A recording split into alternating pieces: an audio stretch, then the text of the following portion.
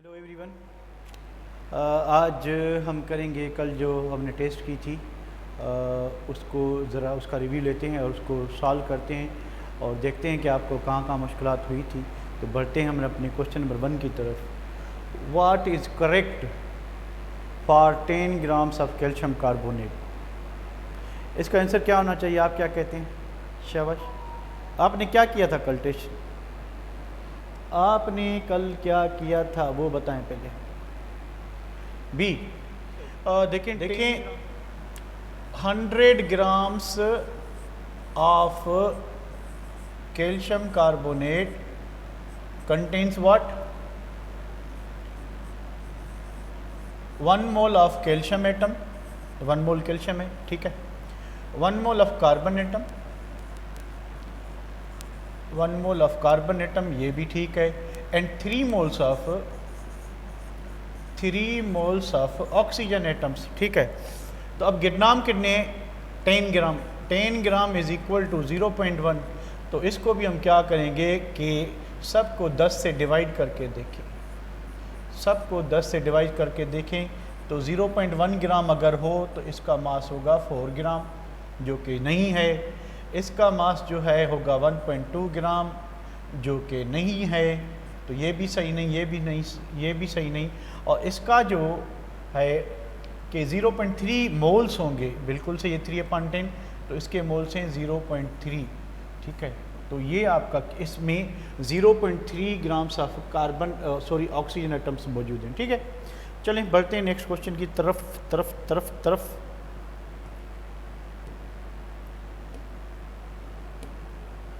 And the next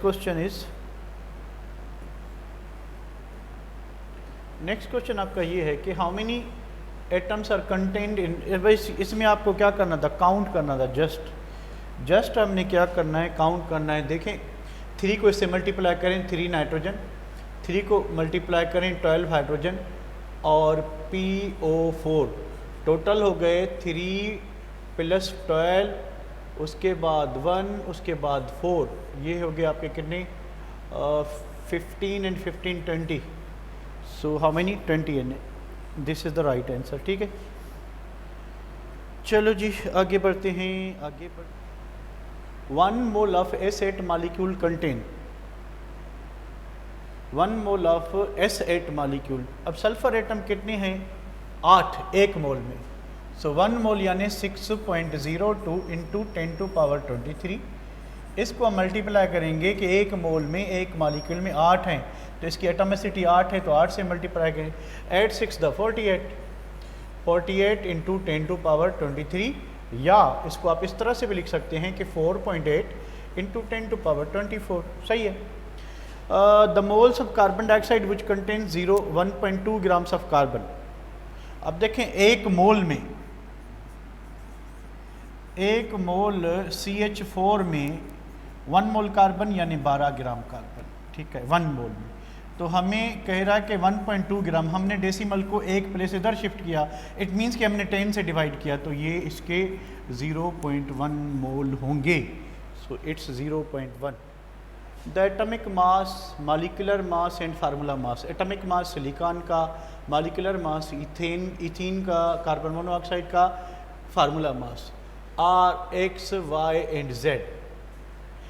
X, Y and Z have same numerical value. अब देखें इसका मास भी 28 AMU, इसका मास भी 28, molecular mass AMU and CO, formula mass for इसका भी 28 AMU, ठीक है। तो इनको क्या होगा? सबके मास एक हैं, इनका रेट ऑफ डिफ्यूजन सेम होना चाहिए या डिफरेंट होना चाहिए? इनका रेट ऑफ डिफ्यूजन सेम होना चाहिए या डिफरेंट होना चाहिए? शाबाश। स्क्रीन बिल्कुल क्लियर है, सेम। मैं एक स्क्रीन क्लियर है, बिल्कुल क्लियर है। रेट ऑफ डिफ्यूजन सेम होना चाहिए, बिल्कुल सेम होना चाहिए। तो फिर ये आंसर क्यों है?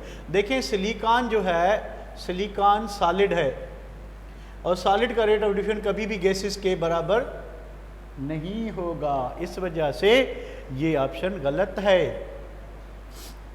Different units X Y Z have different unit, नहीं, यूनिट तो सेम है, यूनिट सेम है, डिफरेंट नहीं है। X Y Z same number of particles, बिल्कुल नहीं। अब इसमें देखें, 1 मोल है, इसमें पार्टिकल्स ज़्यादा हैं, इसमें 2 मोल हैं, तो पार्टिकल्स भी सेम नहीं है, ठीक है। सो इस वजह से एक ही आंसर सही होगा, एंड दैट इज़ व्हाट 159। थोड़ा सा चकमा था वो, इसमें आप ज़रूर कंफ्यूज हुए होंगे। सो हमारा तो काम ही यही है, आप लोगों को थोड़ा थोड़ा कंफ्यूज करना। The element whose mass numbers are multiple of 4 है रिलेटिवली हायर। ये देखें अबंडेंस, हमने पढ़ा था कि वो एलिमेंट्स जिनका एटॉमिक मास मल्टीपल ऑफ 4 होता है, वो रिलेटिवली ज़्यादा अमाउंट में मिलते हैं। हमने पढ़ा था कि almost 50% mass of earth is made up of 5 elements. कौन कौन से आपको पता है? assumption is not an assumption of stoichiometry। कौन सा स्टोइचोमेट्रिक assumption नहीं है। रिएक्टेंट्स और कंप्लीटली कन्वर्टेड इनटू प्रोडक्ट्स, बिल्कुल है। Side reaction allowed to occur, बिल्कुल नहीं, side reaction should be stopped, ये पोस्टुलेट है, ठीक है। Products are always forming to gas use एक्सला, नहीं, according to law of conservation of mass and law of definite proportion होना चाहिए था, ठीक है। 4 the number of same kind of elements must be equal in both. ये this statement is synonymous of what, balanced equation, और इसका postulate है कि इक्वेशन जो है बैलेंस्ड होनी चाहिए। सो ये सही है। सो 1 and 4 is the right answer. यहाँ पे भी थोड़ा सा कन्फ्यूजन है। देखें कि आपको क्यों परेशानी हुई। गेल-यूजेक्स लॉ इज इन्वॉल्व इन, अब गेल-यूजेक्स लॉ की स्टेटमेंट ये है, क्या है स्टेटमेंट मैं आपको बताऊं। गेल-यूजेक्स लॉ कहता है कि gases always react in simple whole number ratio by volume at constant pressure and temperature. React करने की बात कर रहा है, यानी रिएक्टेंट की बात है, प्रोडक्ट से हमने कुछ नहीं लेना देना, ठीक है। So reactant should be gases, product से हमारा कोई वास्ता ही नहीं है, ठीक है। चलें, आई होप कि आपको मे बी आप कंफ्यूज हुए हों, होना तो नहीं चाहिए था, पर हो सकता है बंदा कहीं पे भी परेशानी जो है वो कहीं पे भी हो सकती है। चलें जी, at STP what is common in 1 mole of benzene and water. एक बेंजीन है, एक वाटर है, इनके 1 मोल में क्या कॉमन होगा? नंबर ऑफ मॉलिक्यूल्स, बिल्कुल, क्योंकि दोनों का 1 मोल है, तो दोनों के पास 6.02 इंटू 10⁻23 मॉलिक्यूल्स होने चाहिए, जो कि होते हैं। वॉल्यूम ऑक्यूपाइड बाय बोथ, यहाँ पे में भी कुछ लोग कंफ्यूज हुए हो। डोंट फॉरगेट, वॉल्यूम तब सेम होता अगर ये गैसेज होती, but both of them are what, liquids. So liquid का वॉल्यूम जो है वो सेम नहीं होता, गैसेस का सेम होता है। बताएं कौन कौन कंफ्यूज हुआ था इधर पे, इस जगह पे कौन कौन कंफ्यूज हुआ था? कमेंट करें ज़रा, ठीक है, कमेंट करें।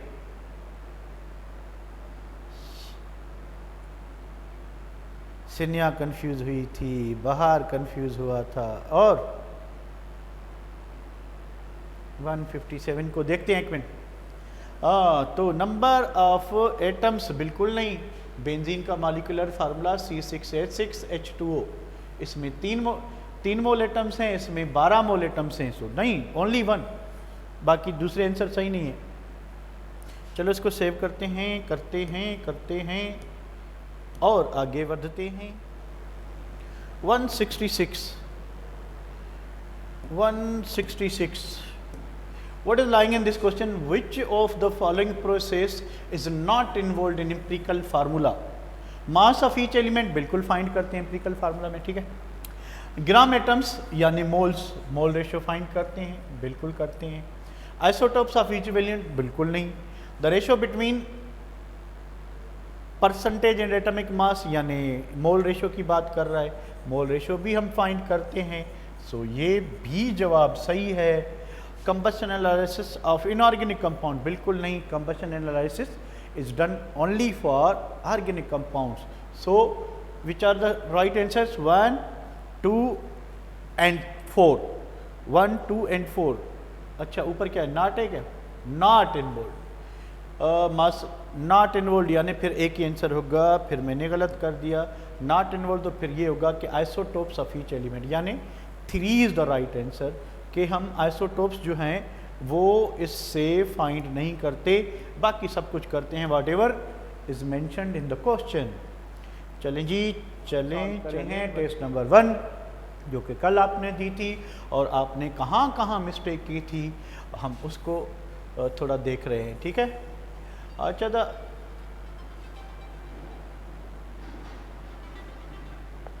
एक्चुअल यील्ड अगर थ्योरेटिकल रीड को पहुंच जाए, इसका मतलब क्या हुआ कि हमारी परसेंटेज यील्ड कितनी है, 100%। अब परसेंटेज यील्ड बराबर होती है, परसेंटेज यील्ड बराबर होती है actual yield upon theoretical yield into 100। अगर एक्चुअल 100 होगी, ठीक है, और थ्योरेटिकल 100 होगी तभी एक्चुअल 100 होगी, तो 100 कैंसिल हो गए, बाकी क्या रहेगा 100%। सो ये 100% तब भी हो सकता है। 100% कब हो सकता है, जब आपकी एक्चुअल यील्ड जो है वो एग्जैक्टली इक्वल टू 100% हो, ठीक है। और reactant that is completely that reacts completely but limits the further progress of reactant, कि ऐसा रिएक्टेंट जो रिएक्शन में पार्टिसिपेट करे, ठीक है, रिएक्शन में पार्टिसिपेट करे बट प्रोडक्ट की अमाउंट को लिमिट कर दे, उधर ही स्टॉप कर दे, that is a limiting reactant. This is the definition of limiting reactant. मेरे ख्याल में ये टेस्ट में ऑप्शन चेंज थे, कोई 10%, 20% इस तरह से था, ठीक है। सो इस वजह से ये क्वेश्चन आपको बोनस दिया गया है। आप बोनस तरफ से कपड़े धो सकते हैं। 170, चलें जी, 170 को कैसे करेंगे 3 grams of hydrogen reacts with 29 grams of oxygen to yield water, which is the limiting reactant, कैसे करेंगे? पहले तो आप इक्वेशन लिखें,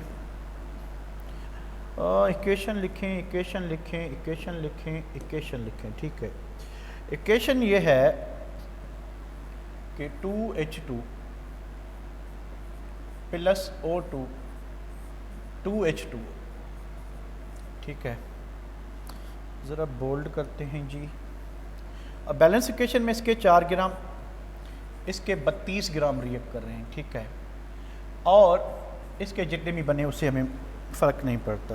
क्वेश्चन क्या है कि 3 ग्राम किससे रिएक्ट करें, 29 ग्राम से। 3 ग्राम बाई 29 ग्राम से रिएक्ट करें, तो अगर इसके 4 ग्राम के लिए 32 ग्राम चाहिए तो 3 ग्राम के लिए x ग्राम चाहिए। हम करेंगे क्रॉस मल्टीप्लाई। हमारी इक्वेशन जो होगी वो होगी 4x is equal to 3 into 32। So x is equal to क्या होगा प्यारे बच्चों, x इज इक्वल टू क्या होगा, x इज इक्वल होगा 3 इंटू 32 डिवाइडेड बाय 4। 4 का टेबल 32 पे 8 टाइम, 3 8 द 24, यानी इसके लिए, इसके 3 ग्राम के लिए जो ऑक्सीजन के ग्राम रिक्वायर्ड हैं वो हैं 24, पर ऑक्सीजन के अवेलेबल कितने हैं, अवेलेबल हैं 29। इसके 3 ग्राम के लिए जो रिक्वायर्ड ग्राम्स ऑफ ऑक्सीजन हैं they are 24, but available how many are available, they are 29, so they are extra gram, oxygen have extra grams, so hydrogen is a limiting reactant, hydrogen is a तो आप balance equation से कुछ भी find कर सकते हैं अगर आपको करना आता है। रोशनी, सो आपको ये बात समझ आ गई boys and girls, have you got this point? Okay, for the reaction A plus 2BC बन रहा है 5 moles of A and 8 moles of B। ये मैंने आपको इस टाइप के प्रॉब्लम्स की प्रैक्टिस करवाई थी, इफ़ यू रिमेंबर। देखें what is the scene here, and scene is quite easy कि A प्लस 2B और C बन रहा है। 5 मोल्स ऑफ A, इसके 5 मोल हैं और इसके 8 मोल्स हैं। देखें इसके 1 मोल के लिए इसके 2 मोल चाहिए, तो इसके 5 मोल के लिए इसके 10 मोल चाहिए। सो 10 तो नहीं है, इसके 8 हैं। सो और दूसरा तरीका क्या है कि इसके 5 के लिए कितने रिक्वायर्ड हैं, 10। सो इसके 2 मोल, इसके हाफ मोल्स चाहिए, तो 8 मोल्स के लिए 4 मोल चाहिए, यानी आपका लिमिटिंग रिएक्टेंट जो है वो B है और जो एक्सेस रिएक्टेंट है वो A है। इसके 5 अवेलेबल हैं, 4 रिएक्ट करेंगे, 1 बच जाएगा। सो अच्छा, दूसरी बात ये कि 1 मोल A से 1 मोल C बन रहा है, तो लिमिटिंग रिएक्टेंट के कितने मोल यूज हुए? 4।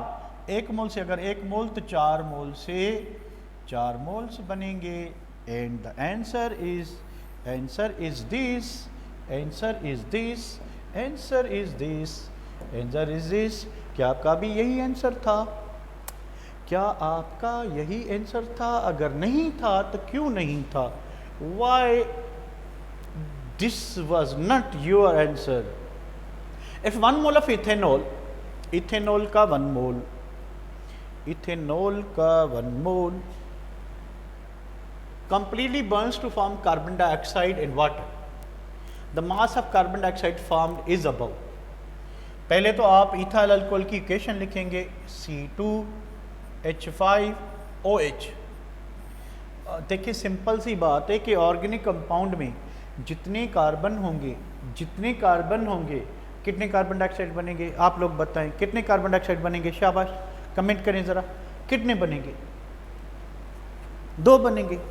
सो 2 carbon dioxide, so 2 carbon dioxide का मास कितना होगा? 44 × 2 which is equal to 88 gram. So this is the right answer.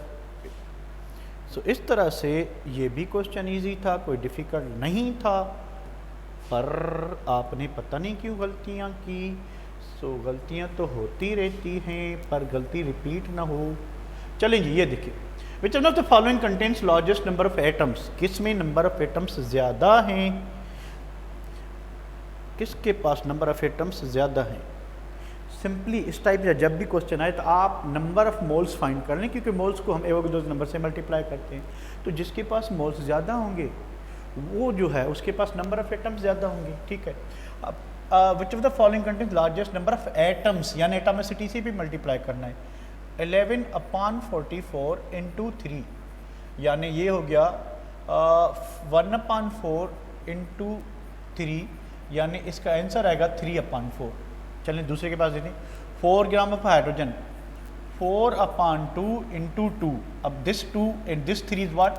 Atomicity के मॉलिक्यूल में एटम्स कितने हैं?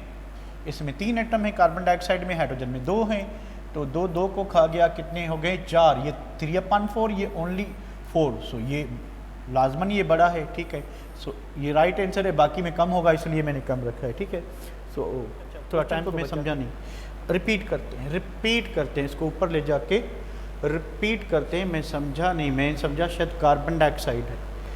चलें जी, कार्बन डाइऑक्साइड नहीं है, यहाँ दूसरी फिल्म है कि 4.4 gram and 2.2 litre of oxygen are mixed in container, the total number of molecules present in the compound. अच्छा, अब 4.4 डिवाइडेड बाय 44 इंटू Na। दूसरा क्या है? 2.24 डिवाइडेड बाय 22.4 इंटू Na। अब ये किसके बराबर हुआ? 0.1 Na, 0.1 Na। कुल मिलाकर जो अंदर टोटल पार्टिकल हो गए वो हो गए 0.2 Na। सो 0.2 Na में जो पार्टिकल्स होने चाहिए वो कितने होने चाहिए? 0.2 × 6.02 × 10⁻23। सो ये होंगे आपके 1.6 × 10⁻23, sorry 1.204 × 10⁻23 molecules. This is the right answer, बिल्कुल सही है। ये बात समझ आई बेटा कि क्वेश्चन क्या था? क्वेश्चन ये था कि 2 चीज़ें मिली हुई हैं ना, मास ऑफ कार्बन डाइऑक्साइड इसके मोल्स देखेंगे, वॉल्यूम ऑफ हाइड्रोजन इसके मोल्स, दोनों के मोल्स हैं 0.1 ईच। तो 0.1 को 0.1 से ऐड किया, 0.2 मोल्स हुए। 0.2 मोल्स को मॉलिक्यूल्स में कन्वर्ट करना है। सिंपली क्या करोगे आप? 6.02 से मल्टीप्लाई करोगे। जब आप इसको मल्टीप्लाई करोगे तो आपका आंसर ये आएगा। क्या आपका आया था? किस किस ने सही किया था ये क्वेश्चन? शाबाश। वैसे तो सिंपल है, कोई बात नहीं है, फिर भी किसने ये क्वेश्चन सही किया था? जल्दी बताएं, जल्दी बताएं, जल्दी बताएं, जल्दी बताएं। ये लो जी, से हो गया आपका PDF। और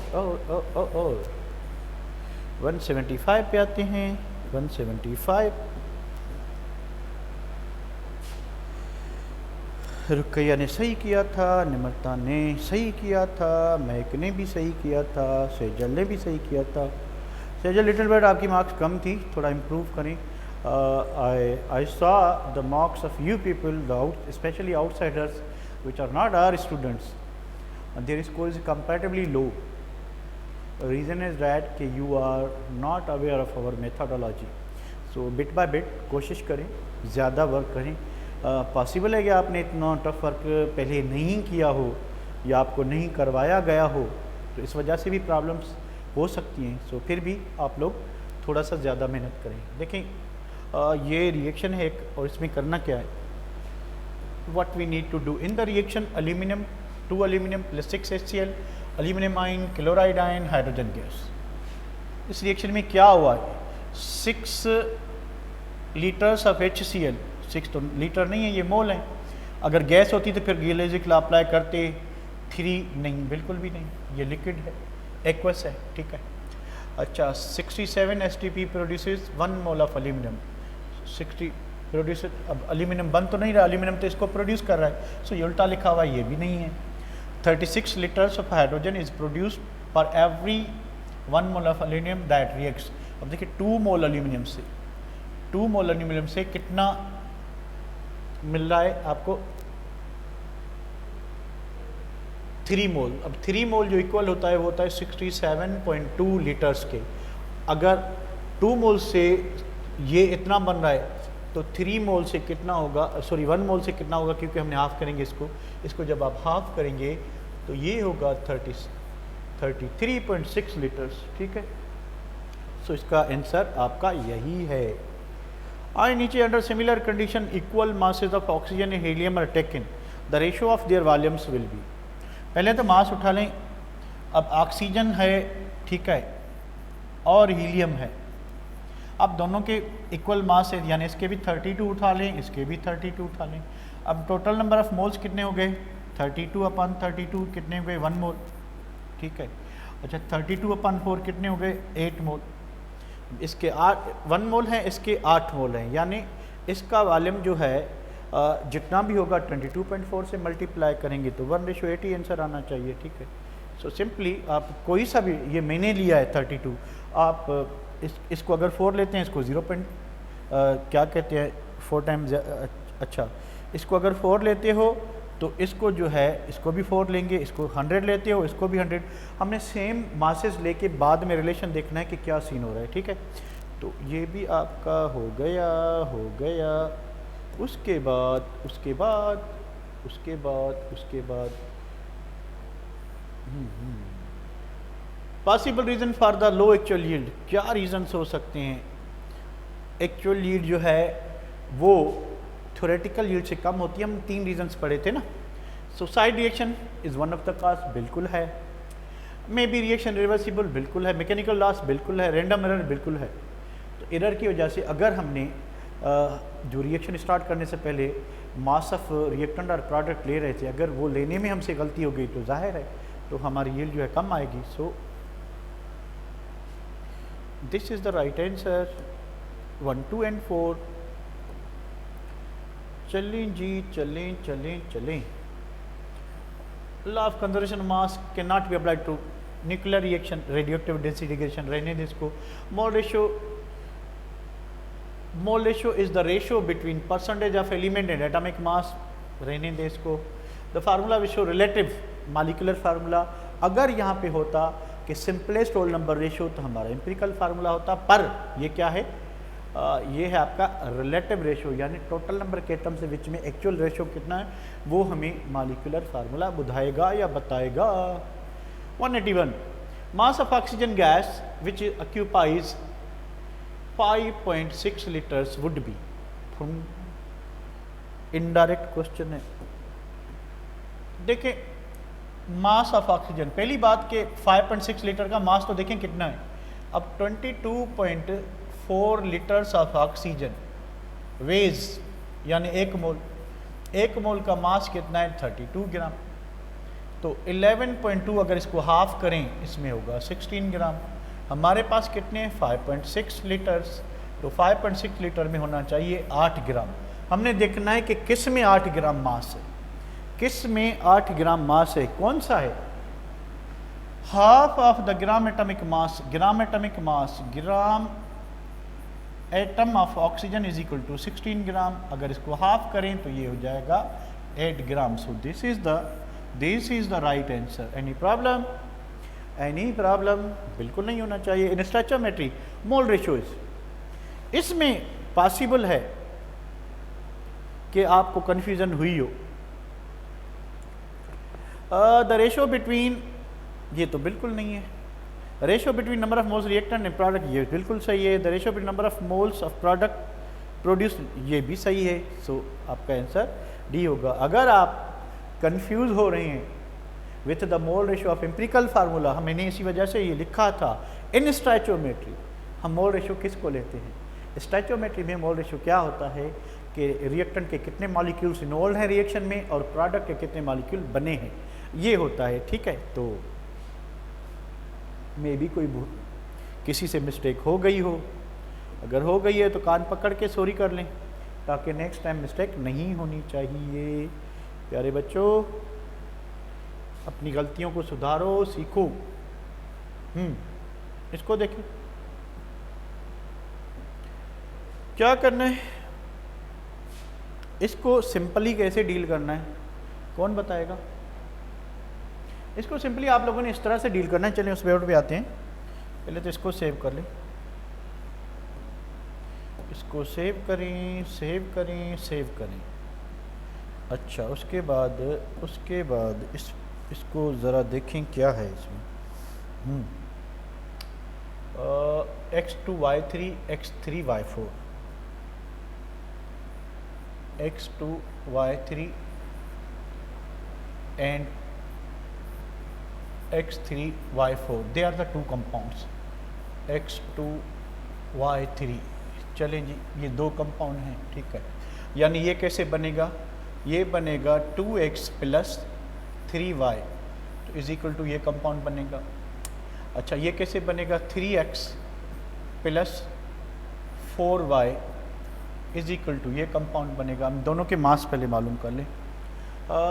इंफॉर्मेशन क्या है कि 0.2 moles of x2y3, 0.2 moles of x2y3 is equal to 32 gram. ठीक है, तो 1 मोल का मास क्या होगा, 1 मोल का मास होगा x, क्रॉस मल्टीप्लाई करेंगे आपकी इक्वेशन होगी x is equal to 1 × 32 by 0.2। इसका आंसर क्या होना चाहिए, इसका आंसर होना चाहिए आई थिंक लगे से रहेगा 64 होगा। 32 डिवाइडेड बाय 0.2 160। इसका जो मास होगा वो होगा 160 ग्राम। आते हैं इधर, इसका मास होगा 160 ग्राम, सॉरी 160 ग्राम इसका मास है। ठीक है, दूसरे का मास देख लें। दूसरे का मास क्या है, इंफॉर्मेशन क्या है कि 0.4 मोल वेज। अब 0.4 में इतने, तो 1 मोल में x, इसको भी क्रॉस मल्टीप्लाई कर लें। इक्वेशन हमारी बनेगी, क्या कि 1 × 92.8 divided by 0.4 is equal to x। So x is equal to होना चाहिए 92.8 डिवाइडेड बाय 0.4 232 ग्राम। चलें, तो इसके 0.4 मोल में इसके होंगे 232 ग्राम। ठीक है, आई थिंक इतना ही है 232 ग्राम। ठीक है, अब आप लोगों ने सिंपली इस क्वेश्चन को क्या करना है कि ऊपर वाली इक्वेशन में, अच्छा ज़्यादा कौन सी नीचे वाली है, तो ऊपर वाली नीचे वाली से माइनस कर लें। 2x + 3y और 160 ग्राम। ठीक है, और इधर जो है, इधर हम लिखते हैं x3 y4 x2 y3, ठीक है। इसको इधर से मिटा लेते हैं, जस्ट इसको माइनस करें। 3x में से 2x गया 1x, 4y में से गया y, मास 72, ठीक है। यानी x प्लस y का मास जो है वो 72 होना चाहिए। आए पीछे, अब वो ऑप्शन ढूंढो जिसमें मास जो है, मास कितना आना चाहिए, मास 16 एंड 56, ये होगा 72, 56 एंड 16 ये होगा 72। अब इसमें 16 किसका होना चाहिए, 60 किसका होना चाहिए, ये 56 सॉरी किसका होना चाहिए, या फार्मूला में मास रख के आसानी से पता लगा सकते हो। 11.2 होमोएटॉमिक गैस, यहाँ पे भी थोड़ी सी लॉजिक है। Homoatomic gas 11.2 molecule weighs 14 gram, the gas would be, अब देखें 11.2 का इसका भी 14 ग्राम मास होगा, इसका भी 14 ग्राम मास होगा, पर क्वेश्चन था कि होमोएटॉमिक मॉलिक्यूल हो, वो सिर्फ नाइट्रोजन है। इस क्वेश्चन में किसको, इस क्वेश्चन में कौन कंफ्यूज हुआ था, शाबाश, इस क्वेश्चन में कौन कंफ्यूज हुआ था, इस क्वेश्चन में कौन कंफ्यूज हुआ था, नंदी का, यस। और कौन हुआ था, सिंपल सी बात थी कि ये कीवर्ड था जिसको आपने देखना था, शायद आपने इग्नोर किया और आपके स्कोर में से एक मार्क कम हो गई। इसी तरह से स्कोर कम होता है। In which of the following 1 gram have an equal number of molecules, जिसका मास सेम होगा, इसका भी 28 मास है, इसका भी 28 मास हो, यही होगा। अच्छा, the vapour density of a polymer, polymer की वेपर डेंसिटी 700, तो इसका मॉलिक्यूलर मास क्या होगा, 700 into 2 which is equal to 1400। 1400 gram mass of polymer. अब मास ऑफ मोनोमर कितना है, मास ऑफ मोनोमर है 28, तो इसका होगा 50, तो 50 आंसर है इसका, ठीक है। विच of the following property of an element is variable, कि एलिमेंट की कौन सी प्रॉपर्टी वेरिएबल होती है। एटॉमिक वेट आइसोटोप्स में डिफरेंट होता है, एलिमेंट सेम है पर मास डिफरेंट है।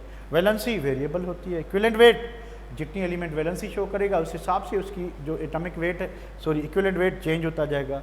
सम ऑफ प्रोटॉन्स एंड न्यूट्रॉन, ये मास नंबर है जो कि आइसोटोप्स में डिफरेंट होता है। So all of this, so answer होगा आपका ऑल ऑफ दीज। अगर आपने ये किया था तो आप सही हो, अगर नहीं किया था तो आपके लिए दुआ करते हैं। आंसर ऑल ऑफ दीज है, ठीक है। The reciprocal of Avogadro number is all of these. Avogram भी कहते हैं, एमयू भी कहते हैं, डाल्टन भी कहते हैं, और ऑल ऑफ दीज भी, क्योंकि सारे आंसर सही हैं, सही हैं, सही हैं। अरे भाई पीछे जा, पीछे जा, पीछे जा भाई। 188। The vapour density of a gas is 11.2, यानी इसका मॉलिक्यूलर मास जो है, अगर वेपर डेंसिटी ये है तो मॉलिक्यूलर मास कितना होगा इंटू 2, यानी 22.4 ग्राम गैस का मॉलिक्यूलर मास है। 11.2 gram of the gas at STP। अब देखें इसका मॉलिक्यूलर मास ये है, इसके हाफ मास का वॉल्यूम कितना होगा, तो half volume as compare to the 1 mole. सो 1 मोल का वॉल्यूम कितना होगा, यानी 22.4 ग्राम का 22.4 लीटर्स, तो इसका कितना होना चाहिए 11.2। होपफुली कंफ्यूज हुए होंगे आप, होना नहीं चाहिए, फिर भी इंसान है कंफ्यूज हो भी जाता है। At STP largest number of molecule are present in, अगर देखें सिंपल सी ट्रिक है, अगर सबका मास सेम हो तो जिसका मॉलिक्यूलर मास ज़्यादा होगा, सॉरी जिसका मॉलिक्यूलर मास ज़्यादा होगा उसके पास कम, जिसका मॉलिक्यूलर मास सबसे कम होगा उसके पास ज़्यादा मोल्स होंगे, मोल्स ज़्यादा होंगे तो मॉलिक्यूल ज़्यादा होंगे। Mathematically molecular formula is equal to n, molecular formula is equal to, इसमें कोई है क्या, ये एटॉमिक मास का फार्मूला है, यानी ये नहीं है। वेपर डेंसिटी इंटू 2 होता है, ये नहीं है। वेपर डेंसिटी इंटू 2 ये सही है। इक्विवेलेंट वेट मॉलिक्यूलर मास के लिए हम यूज़ नहीं करते, ठीक है। An element has 2 electrons in valence shell, कि एक एलिमेंट के पास 2 वैलेंस इलेक्ट्रॉन है, ऑफ कोर्स वो सेकेंड है। अब ये एलिमेंट अल्कलाइन अर्थ मेटल है, so it forms both oxides and hydroxide which can, कि ये जो 2A ग्रुप का एलिमेंट है ये ऑक्साइड और हाइड्रो ऑक्साइड यानी एक मेटल है ना, तो मेटल के ऑक्साइड या हाइड्रो ऑक्साइड को अगर आप पानी में डिजोल्व करेंगे तो it turns pH greater than 7, क्योंकि ये बेसिक ऑक्साइड है, पानी की pH बढ़ाएगा, pH ज़्यादा हो जाएगी, ठीक है। So it increase the pH of water. बात समझ आ गई? बात समझ आ गई बच्चों? बच्चों, in the periodic table metals more than non metals बिल्कुल होते हैं, ज़्यादातर मेटल्स हैं। नॉन मेटल्स 17 हैं, मेटलाइट 8 हैं, तो नॉन मेटल्स भी ज़्यादा है। रिड्यूसिंग एजेंट मेटल्स होते हैं, वो ज़्यादा हैं बिल्कुल, ऑल ऑफ दिस, ठीक है। The ratio of rate of diffusion between hydrogen and helium, ये आप इस इक्वेशन से करेंगे कि एक गैस है हीलियम और अननोन गैस 4:1, यानी इक्वेशन होती है आपकी R1/R2 is equal to radical M2 upon helium, ठीक है। तो R1 हीलियम 1, ये 2, M2 अपॉन 4, बस करेंगे by squaring both sides. By squaring both sides क्या होगा, 4 को स्क्वायर करेंगे, 4/1 whole square is equal to M2 upon 4। So ये होगा M2 इज इक्वल टू 4 का स्क्वायर 16, ये 4 इधर ले जाएं तो इनटू, तो M2 is equal to 64 gram. Hopefully ये भी आप कर गए होंगे। चलिए जी, 2 isotopes of the same elements differ in rate of diffusion. अगर वो गैसियस आइसोटोप हैं तो आइसोटोप का मास ज़्यादा है तो रेट ऑफ डिफ्यूजन ज़्यादा होगा, चेंज होगा, सॉरी, डेंसिटी चेंज होगी, उसके बाद बॉइलिंग पॉइंट चेंज होगी, all of these. The element showing single peak in mass effect, थोड़ा सा ट्रिकी था, मतलब आपको कोई जवाब ढूंढने में ऐसे इधर देखा होगा आपने, उधर देखा होगा, पॉसिबल है किसी ने चीटिंग के लिए जो है मोबाइल पे क्वेश्चन भी सर्च किया होगा। पर देखिए जितने भी एलिमेंट मोनोआइसोटोपिक हैं, हमने पढ़े कि कुछ एलिमेंट मोनोआइसोटोपिक होते हैं। मोनोआइसोटोपिक एलिमेंट जितने भी होंगे उनकी एक ही पीक आएगी मास स्पेक्ट्रोमीटर पे। सिंपल सी बात, no calculation, no logic, only रट्टा, कि जितने भी मोनो आइसोटोपिक एलिमेंट होंगे उनके मास स्पेक्ट्रोमीटर में एक ही पीक आएगी। आई थिंक आपने मेरी पॉइंट समझ गए होंगे। चलिए जी, which of the following is incorrectly matched, कि इनकरेक्टली मैच्ड क्या है, आप मास स्पेक्ट्रोमीटर को ज़रा देखें। नंबर ऑफ पीक्स, कितनी पीक्स बनी है, नंबर ऑफ आइसोटोप्स, बिल्कुल सही है कि उतनी पीक्स बनेंगी मास स्पेक्ट्रोमीटर में। यहाँ से ऐसे मिलता है ना कि जैसे हमने नियॉन का पढ़ा था भाई, एक 90.9, दूसरा 0.3 और तीसरा 8.8 था, तो 3 पीक्स मिली यानी 3 आइसोटोप्स। अच्छा, mass to charge ratio, number of protons, बिल्कुल नहीं। The position of peak on X axis, ये है इसकी पोजीशन जो है, ये मास ऑफ आइसोटोप, मिसाल तौर ये 20, ये 21 वाला, ये 22 वाला। Height of the peak relative, ये परसेंटेज, तो हाइट कितनी है ये परसेंटेज शो करता है, ठीक है। सो बाकी सारी बातें सही, एक ही बात गलत थी, एक ही बात गलत थी, एक ही बात गलत थी।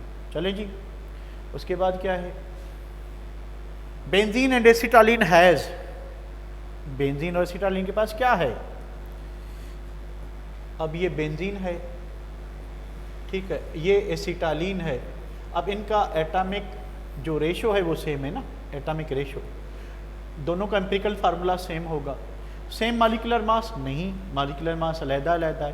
सेम परसेंटेज कंपोजिशन, बिल्कुल, क्योंकि कार्बन और हाइड्रोजन की 1:1 है तो इनकी परसेंटेज कंपोजिशन सेम होगी। सेम फार्मूला मासेस, बिल्कुल, इनका एम्पिरिकल फार्मूला सेम है तो फार्मूला मास सेम होगा। सेम वेपर डेंसिटी नहीं, मॉलिक्यूलर मास चेंज है, वेपर डेंसिटी चेंज होगी। सो कौन कौन से आंसर है, 2 and 3, 2 and 3 is the right answer. Sorry 2 and 3 is the right answer. बात समझ आई या नहीं, कमेंट करें। ये क्योंकि ऑलरेडी हमने पढ़े हुए, मैं जस्ट इसी वजह से आपको इसलिए बता रहा हूँ कि तो 2 and 3 आंसर है, ठीक है। द टेक्निक इन्वॉल्विंग कैरेक्टराइजेशन और identification elements is called qualitative analysis. जो एम्पिरिकल फार्मूला मालूम करते हैं उसमें पहला स्टेप होता है to detect element present in the sample के सैंपल में कौन कौन से एलिमेंट है। इसको हम जो आइडेंटिफिकेशन ऑफ एलिमेंट्स है थ्रू एलिमेंट डिटेक्शन एक्सपेरिमेंट, इसको हम क्वालिटेटिव एनालिसिस कहते हैं। A compound contain 20% oxygen, it's minimum vapour density. देखिए क्लास में हमने यही प्रॉब्लम किया था पर दूसरे तरीके से। अब एक एलिमेंट है उसका 20% जो मास है दैट इक्वल्स टू 16 ग्राम, दैट इक्वल्स टू ऑक्सीजन का मास 16 ग्राम। अब मास कितना होना चाहिए या 20% का मतलब है कि 20 part in 100 mass is equal to 16। So mass is equal to क्या होना चाहिए, मास इज इक्वल होना चाहिए 16 इंटू 100 डिवाइडेड बाय 20। या सिंपल फार्मूला ये है कि mass of 1 mole divided by percentage, mass formula ये होगा mass of 1 mole divided by percentage into 100 करेंगे, ठीक है। अब मास ऑफ 1 मोल कितना है 16 इंटू 100 1600 डिवाइडेड बाय परसेंटेज 20। सो 2 गया सॉरी 0 0 गए, 2 का टेबल इस पे 80। अब 80 ग्राम इसका कम से कम मालिकुलर मास होना चाहिए, 80 ग्राम इसका मालिकुलर मास होना चाहिए। तो molecular mass is equal to होता है 2 इंटू वेपर डेंसिटी। तो vapour density is equal to होना चाहिए मालिकुलर मास डिवाइडेड बाय 2। तो vapour density is equal to 80 by 2 is equal to 40 gram. शाबाश, बहुत बहुत बहुत बहुत डिफिकल्ट लगा होगा पर इतना डिफिकल्ट था नहीं जितना आपको लगा होगा, ठीक है। सो बात समझ आ गई, बात समझ आ गई। शाबाश शाबाश शाबाश शाबाश शाबाश। The approximate number of 1 dm cube of water at room temperature, 1 dm cube, 1 dm cube, लड़कोज एंड लड़कियों 1 dm cube, 1 dm cube, 1 dm cube is equal to 1 litre which is equal to 1000 millilitre and 1000 millilitre is equal to 1000 gram. पानी का given mass 1000 gram, molar mass 18 into क्या है number of atoms, atoms एक मोल में 3 atoms तो into 6.02। अच्छा Na लिख लें 6.02 की जगह पे। चल मेरे भाई 18 का table space 6 time. Molecular mass of gas can be converted volume, Avogadro's law. If 2 different compounds have same molecular mass, 2 different compound हैं उनका मॉलिक्यूलर मास सेम है, मॉलिक्यूलर मास सेम है कंपाउंड डिफरेंट है। मानो acetic acid C2 molecular mass same है, empirical formula नहीं, molecular mass same है यानी CO2 N2O 44 ईच, इसका भी 44 इसका भी 44। They are not functional group isomers, यानी अल्कोहल ईथर वाला सीन नहीं है, अल्कोहल ईथर वाला सीन नहीं है, ये नहीं है तो ये होंगे क्योंकि फंक्शनल ग्रुप आइसोमर नहीं है, ठीक है। Same vapour density, molecular mass same है तो वेपर डेंसिटी सेम होगी। सेम परसेंटेज कंपोजिशन बिल्कुल नहीं। अच्छा अगर ये होते फंक्शनल ग्रुप आइसोमर्स होते तो इनकी परसेंटेज कंपोजिशन सेम होती, क्योंकि मिसाल के तौर पे आपके पास डायमिथाइल ईथर है एंड आपके पास इथाइल अल्कोहल है C2H5OH, देखिए दोनों में सेम ही एलिमेंट है तो इनकी परसेंटेज कंपोजिशन सेम होगी, पर ये कह रहा है कि डिफरेंट है, डिफरेंट है फिर डिफरेंट नमा चालू। अच्छा चलें जी, सेम एम्पिरिकल फार्मूला, वहाँ पे मॉलिक्यूलर मास सेम था, यहाँ पे एम्पिरिकल फार्मूला सेम है तो परसेंटेज कंपोजिशन सेम होगी। ये हमने क्लास में किया हुआ था, किया नहीं बल्कि पढ़ा हुआ था, ठीक है। Atoms of the same element having isotopes कहते हैं यार। 56 gram of carbon refers to, क्या होता है ये फार्मूला मास। अच्छा ग्राम है, मोलर मास, ग्राम है तो क्या होगा मोलर मास 56 ग्राम फार्मूला मास भी होगा, मोलर मास भी होगा, पर फार्मूला मास नहीं होगा। So more than one choice. 2 option सही हैं इसमें, कौन कौन से 2 ऑप्शन सही हैं इसमें? 2 ऑप्शन ये एंड ये, सॉरी ये एंड ये बोथ आर सही, that is why more than one choice is the right answer. चलो भाई चलो भाई चलो भाई चलो 206 हो गया। 207, two elements P and Q same capacity. Same capacity का मतलब ये हो गया कि सेम वॉल्यूम। भाई कह रहा है कि two flask P and Q same capacity and same volume contain helium and hydrogen respectively. The flask contains, अब देखें इक्वल वॉल्यूम है ना, से फॉर एग्जांपल 22.4 लीटर्स हीलियम है, 22.4 लीटर्स हाइड्रोजन है। Difference is what 4 gram, difference is what 2 gram, difference is what 4 gram, difference is what 2 ग्राम। ये फर्क है, वॉल्यूम सेम है, मोल सेम होंगे, मॉलिक्यूल सेम होंगे, पर मास डिफरेंट है, ठीक है, respectively. Flask P contains, P के पास, अब पी किस में है, पी में क्या है, हीलियम, इसमें पी है और इसमें क्यू है। तो जिसका मास कम होता है उसके पार्टिकल्स ज़्यादा होते हैं, तो इसमें 4 ग्राम वाले में हाफ पार्टिकल्स है, क्योंकि इसका मास जो है इसका हाफ है, तो इसके पार्टिकल्स डबल होंगे। तो आपका आंसर ये होगा, आपका आंसर ये होगा। तो at S T P 4.4 litres of carbon. अब देखें इसका फार्मूला है 4.4 given mass upon molar mass into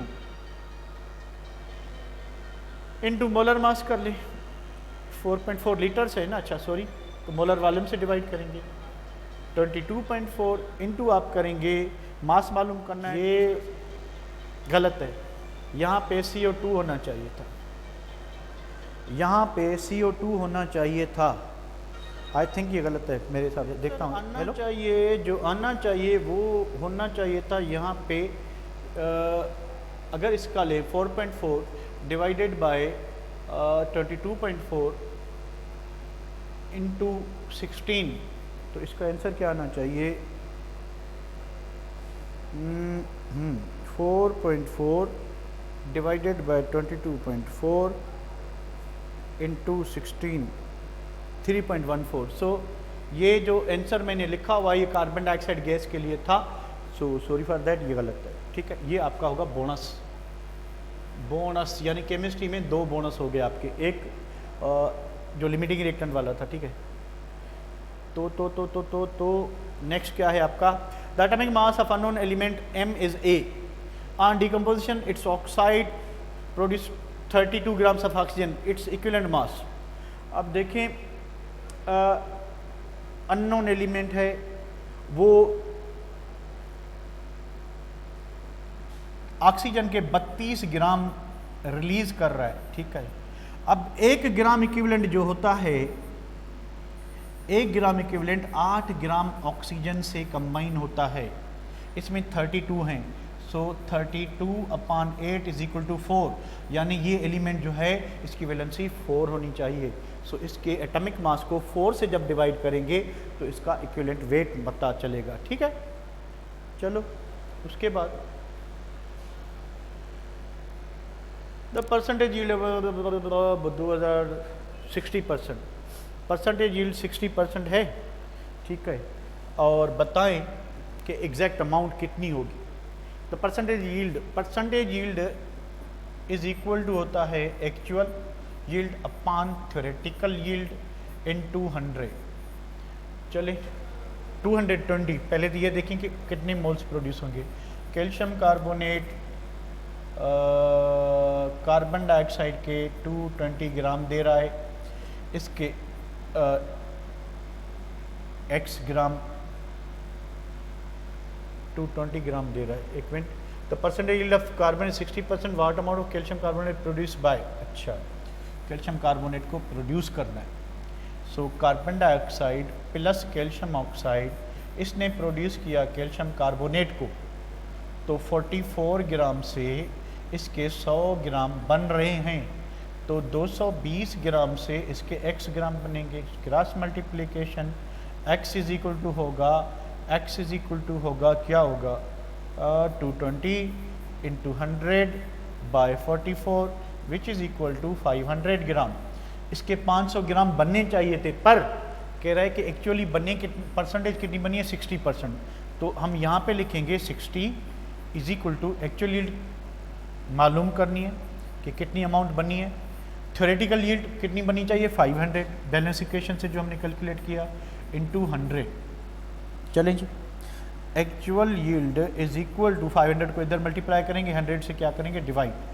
so actual yield is equal to होना चाहिए 60 इंटू 500 डिवाइडेड बाय क्या, ये वाला 100। सो इस पे 5 टाइम्स, सो इसका आंसर आएगा 300 gram. So this should be the answer. So this is all about कि असल में टाइम ज़्यादा लग गया, क्वेश्चन ज़्यादा थे 56, तो उसको सॉल्व करने में टाइम लग गया। सो कल हम बोहर्स एटॉमिक थ्योरी पढ़ेंगे, बोहर्स एटॉमिक थ्योरी। सो अभी आप 10-15 मिनट ब्रेक कर लें, उसके बाद वापस आ जाएं।